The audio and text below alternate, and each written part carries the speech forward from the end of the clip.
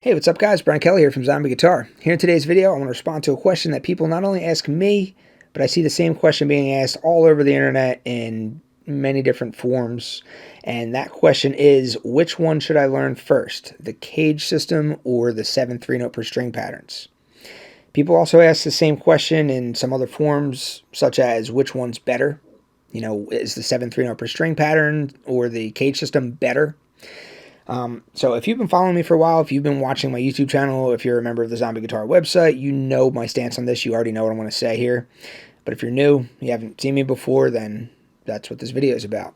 So basically when people are asking this question, they are thinking that they're comparing apples to apples. So when I used to give my answer to this, the very first thing I would tell them is you're comparing apples to oranges. I would just put that right out there. That's actually not a really good analogy because apples and oranges are both fruit. I think a better analogy to this question would be like apples versus broccoli. So if you go to your doctor and you say, hey doctor, I got to fix my diet. Do you think I should start eating more apples or more broccoli? Which one? Which one's better? Which one should I do first? The doctor's going to be like, you should do both because fruits and vegetables are good for you and you should incorporate fruits and vegetables into your diet. That's what's going on here. So the 7/3 note per string patterns are a layer 1 system, whereas the CAGED system is a layer 2 system. This is super, super important to make this distinction. So many people do not make this distinction. So many people are focused strictly on layer 1 that they're not even aware of the existence of layer 2. That's what I want to talk about in this video. So what do I mean by this layer 1 and layer 2 stuff? So if you are soloing over a chord progression, and that chord progression is in a single key, which is usually the case for most radio music, for most popular music, rock music, classic rock music, metal, country music, whatever. Like most of the music that you hear on the radio, most mainstream music is key-based music. So if you're soloing over a chord progression, and that chord progression is in a key, that key, the notes of the key, 7 notes, doesn't matter what key you're in, that key consists of exactly 7 notes, no more, no less. If you map out those 7 notes across the entire neck of the guitar, that's layer 1. So then your layer 2 is the actual chords themselves. So each individual chord within the progression consists of notes. And then when you look at each chord individually and you look at the actual notes that make up that chord, and then you map that individual chord's notes out on the fretboard, that is your layer 2. So let's say we have a chord progression that's in the key of, say, G major, right? Your chord progression is a G major chord to a D major chord to an E minor chord to an A minor chord. All right, so you have your 4 chords. All of those chords are in the key of G major. You map out the 7 notes of the G major scale up and down the entire neck of the guitar. That's your layer 1. But you want to look at the individual notes of the G major chord and map those notes out across the fretboard. And then you want to do the same thing for the D major chord and map those notes out across the fretboard. And then you want to do the same thing for the E minor chord and then for the A minor chord. So as the chords are changing, your roadmap is also changing. That's layer 2. So assuming that the chord progression remains in one single key, that means your layer 1 remains constant. All right, so when you map out those 7 notes of layer 1, that stays the same the whole entire time, assuming that the chord progression doesn't change keys. Layer 2 changes as the chords change. Layer 1 remains constant. Layer 2 is constantly changing. I'm going to say that again. Layer 1 remains constant. Layer 2 is constantly changing. Remember that, and let's dive deeper into this. All right, so sticking with that same example, the key of G major, and then we have our 4 chords that are all part of the key of G major. Let's first look at the layer 1. So again, layer 1 is just the 7 notes that make up the G major scale. This is also known as the diatonic scale. The diatonic scale goes by many different names. The diatonic scale could be called the major scale. The diatonic scale could be called the natural minor scale. It could be called the Ionian scale. It could be called the Dorian scale. It could be called the Phrygian scale. It could be called the Lydian scale, Mixolydian scale, Aeolian scale, Locrian scale. So there's like 9 different names, but just call it the diatonic scale. It's much, much easier. I'm in the key of G major. I want to know what my 7 in-key notes are for the key that I'm playing in. What's my diatonic scale? Let's look at it now. All right, so your diatonic scale for the key that we're playing in, which is the key of G major, consists of the notes G, A, B, C, D, E, and F sharp. So what you see here is just all the G's, A's, B's, C's, D's, E's, and F sharps up and down the entire neck of the guitar. So this is really just one gigantic pattern to memorize. And in order to memorize this gigantic pattern, you may want to break it down into smaller patterns. And that's exactly what the 7 3-note per string patterns allows you to do. That is one method of breaking this gigantic pattern down into smaller patterns. So let's look at the 7 patterns now. Pattern number 1. I'm going to start on the note G right here.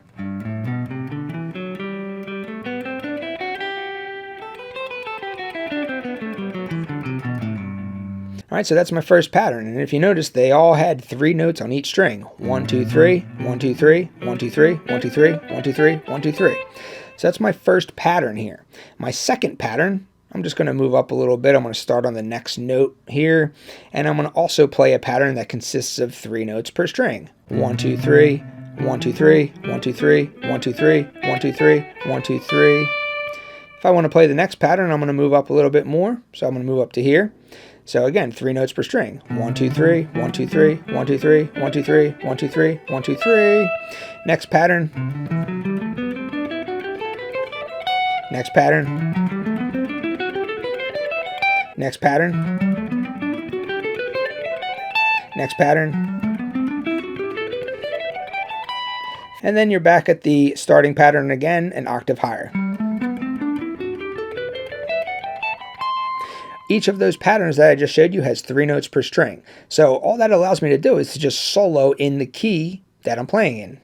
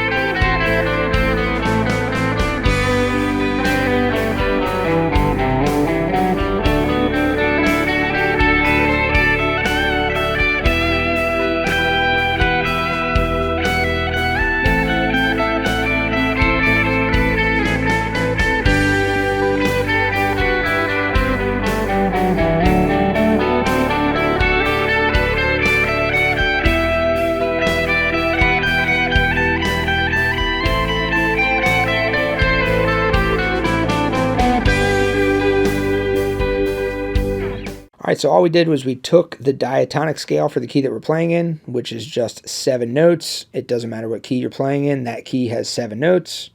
We mapped those 7 notes out across the fretboard, and that formed one gigantic pattern known as the diatonic scale. If you take that one gigantic pattern and you break it down into 7 individual smaller patterns, that's what the 7 3-note per string pattern system is for.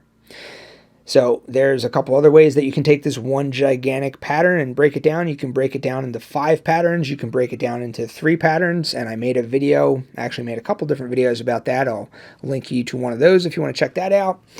People are constantly confusing the 7 pattern method of breaking this diatonic scale up into smaller patterns. They constantly confuse the 7 patterns with modes. People will often call the first pattern the Ionian pattern. They'll often call the second pattern the Dorian pattern. Then they'll call the third pattern the Phrygian pattern. So that's just not what modes are. I have lots of other videos on modes if you want to learn about that. Modes are not just patterns on the fretboard. You can also take this gigantic pattern and you can break it down into 5 patterns. That's the thing that people are constantly confusing the CAGED system with. We're going to talk about the CAGED system in a second. We're not there yet.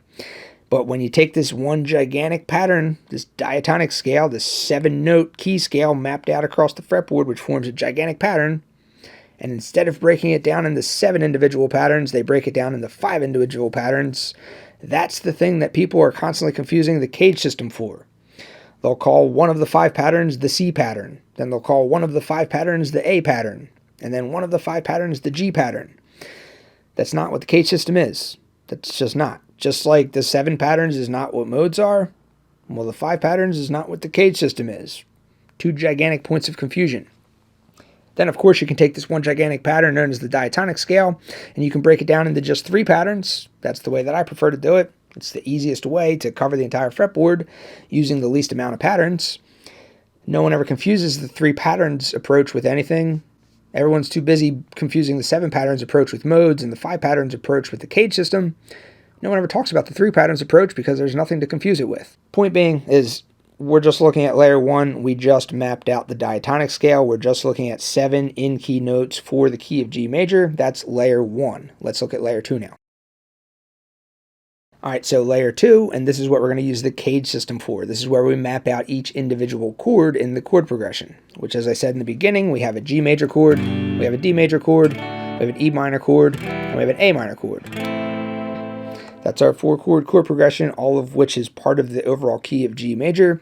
So if I want to map out the notes of just the G major chord across the neck, the G major chord consists of the notes G, B, and D. It's going to look like this. All right, so here's your G's, B's, and D's all across the fretboard. So again, this forms one gigantic pattern, but you can break this down into smaller little shapes or smaller little patterns, and that's what the CAGED system is for.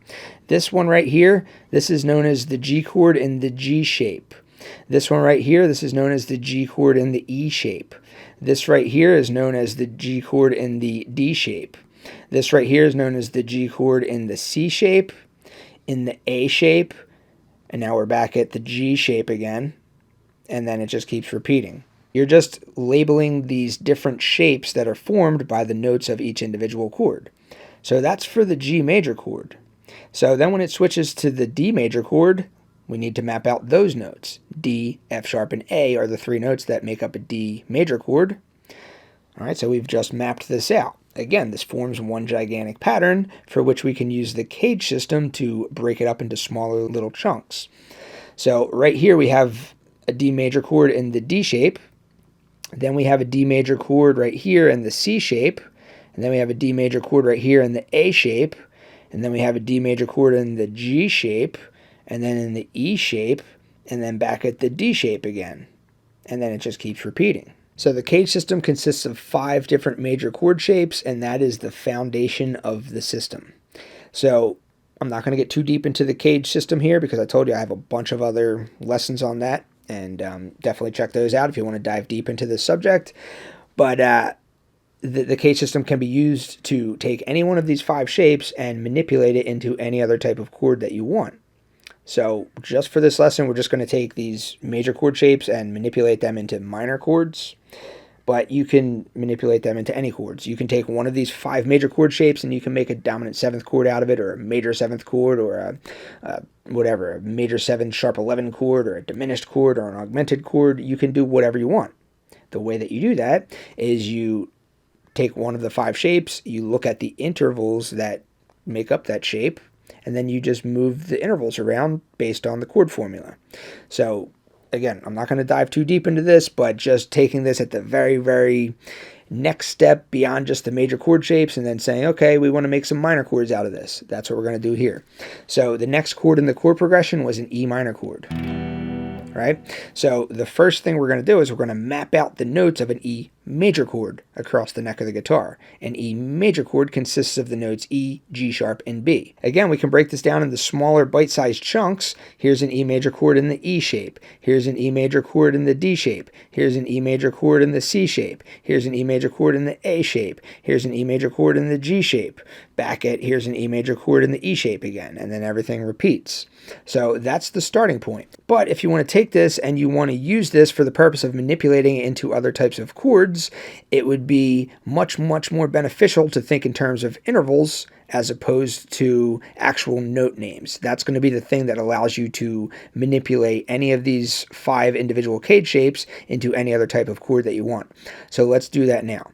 So now instead of seeing this E major chord written as E, G sharps, and Bs, it's just 1s, 3s, and 5s. So in this shape here, you have a sequence of 1s, 3s, and 5s. In this shape here, you have a sequence of 1s, 3s, and 5s. In this shape, you have a sequence of 1s, 3s, and 5s. It's all just 1s, 3s, and 5s. So I can take any one of these shapes. I'm just going to take this one right here just for the sake of demonstration. And I'm going to say, okay, well, this is my 1, this is my 5, this is my 1, this is my 3, and this is my 5. So that's my shape. That's my major chord shape. So all I need to know is that the difference between a major chord and a minor chord is that a minor chord consists of a flat 3 as opposed to just a 3. In other words, I just have to take the 3 and lower it by 1/2 step. So there's only one instance of a 3 in this particular shape right here, which is known as the A shape according to the CAGED system. So take that 3, lower it by 1/2 step. Now I have myself an E minor chord. I could do that for any of the shapes. So here's my chord, and this is in the E shape. So I have my 1, I have my 5, I have my 1, I have my 3, I have my 5, and I have my 1. All right, so there's only one instance of the 3 in this shape here. We call this the E shape according to the CAGED system. So just take that 3, lower it by 1/2 step, resulting in a flat 3. Now I have myself an E minor chord.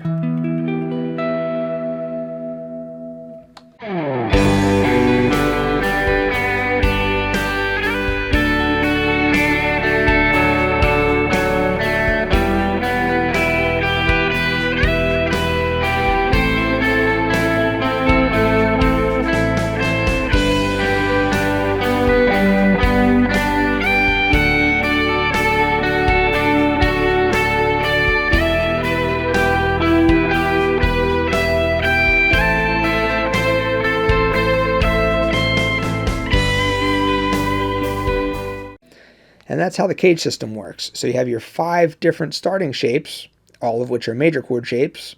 Instead of looking at them as individual notes, you look at them as numbers. You look at them as 1s, 3s, and 5s. You then look at the chord formula for the chord for which you're trying to manipulate it into. In this case, we're trying to manipulate it into a minor chord. You look at the chord formula for that chord. The minor chord's chord formula is 1, flat, 3, 5. And then you just apply that to the CAGED shape, and now you have your new chord. That's what the CAGED system's for. As you can see, it's an entirely different objective. It's an entirely different goal than that of the 3-note per string pattern. The 3-note per string patterns, the 7 3-note per string patterns, allowed us to map out the diatonic scale across the neck of the guitar, whereas the CAGED system allows us to map out individual chords and then manipulate them into any other types of chords that we want based on the shape that we're using. C shape, A shape, G shape, E shape, or D shape. 2 entirely different things. Apples versus broccoli. Layer 1, layer 2. The overall key, the individual chords. That's what I have to say about this.